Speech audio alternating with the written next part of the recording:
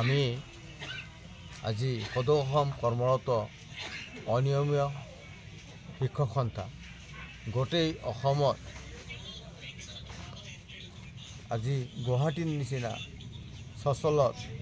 অনশন কাৰ্যসূচী ল'ব লগা হ'ল যে আমাৰ বৰ্তমানৰ মুখ্যমন্ত্ৰী মহোদয় আৰু সেই সময়ৰ শিক্ষামন্ত্ৰী মহোদয় তেখেতে আমাৰ 30 জানুৱাৰী 2021 চনত আমাৰে এছাম অনিয়মীয়া শিক্ষক 4511 জন শিক্ষকক নিযুক্তি প্ৰদান কৰে আৰু কিছু বিষয়াৰ ভুলৰ কাৰণে আমি 2270 জন শিক্ষক বাদ পৰি ৰলো আৰু সেই সময় সিদিনাখনে বিতৰণ মানে নিযুক্তি পত্ৰ বিতৰণ কৰি ওলাই অহাৰ মুহূৰ্তত গণতন্ত্ৰৰ চতুৰ্থ স্তম্ভৰ সন্মুখত আমাক মাননীয়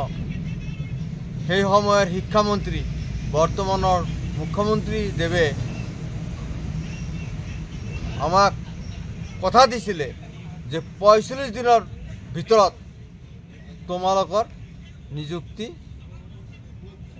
সম্পূৰ্ণ হ'ব কিন্তু সেই সময়ৰ শিক্ষামন্ত্ৰী বৰ্তমানৰ মুখ্যমন্ত্ৰী দেৱে কথা নাৰাখাৰ বাবে আজি 48 মাহ অতিক্ৰম হৈ গ'ল কিন্তু আজি কপতি আমাক কোনো ধৰণৰ সমস্যা সমাধান হোৱা নাই আৰু কোনোদিন আমাক বা আমাৰ বিষয় সন্থাৰ বিষয়ববীয়াক আজি কপতি আমাৰ মুখ্যমন্ত্ৰী মহোদয় বা আমাৰ শিক্ষামন্ত্ৰী মহোদয় আনুষ্ঠানিকভাৱে আলোচনাৰ কাৰণেও আমাৰ বহুতবাৰ আমি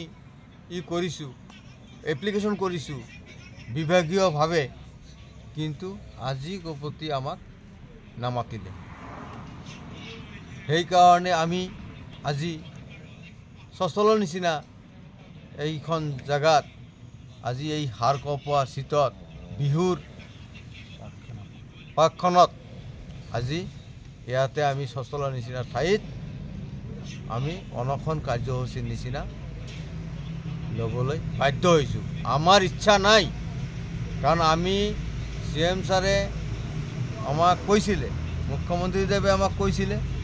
যে আন্দোলন কৰিব নালাগে সেই হিচাপে আমি কেতিয়াও আন্দোলনমুখী আমি হোৱা নাছিলোঁ আমি কোনোদিনও আমি আন্দোলন আজিও আমি প্ৰতিবাদ কৰিছোঁ সচলৰ নিচিনা ইহঁত আমি কোনো চিঞৰ বাখৰ কৰা নাই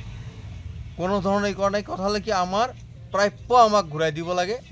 এইখিনি হ'ল আমাৰ মূল দাবী কাৰণ CM ছাৰে আমাক কথা নাৰাখিলে সেইকাৰণে সন্মানীয় মুখ্যমন্ত্ৰীক কৰজোৰ প্ৰাৰ্থনা কৰিছোঁ তেখেতে আমাৰ এই দুৰ্ভগীয়া শিক্ষাগুৰুসকল আজি কাৰণ কাৰো চাকৰি হয়তো 6 মাহ আছে কাৰো এবছৰ আছে কাৰো হয়তো 2 বছৰ আছে কাৰো বা 3 বছৰ আছে এনেকুৱা অৱস্থাত মানুহ কাৰণ তেখেতসকলে বহুতে ইতিমধ্যে বহুত শিক্ষক ঢুকালে বহুত শিক্ষক ইতিমধ্যে অৱসৰ ল'লে বহুত শিক্ষক হয়তো ঘৰত বেমাৰত পৰি আছে বিভিন্ন বেমাৰ আজাৰত চিকিৎসা কৰিব পৰা নাই টকা পইচাৰ অভাৱত এনেকুৱা অৱস্থা দুৰৱস্থা হৈছে গতিকে আমাৰ এটাই অনুৰোধ যে এই আমাৰ সন্মানীয় শিক্ষামন্ত্ৰী আৰু সন্মানীয় মুখ্যমন্ত্ৰী দেৱে অতি সোনকালে আমাৰ চাকৰিখিনি দি দিয়ে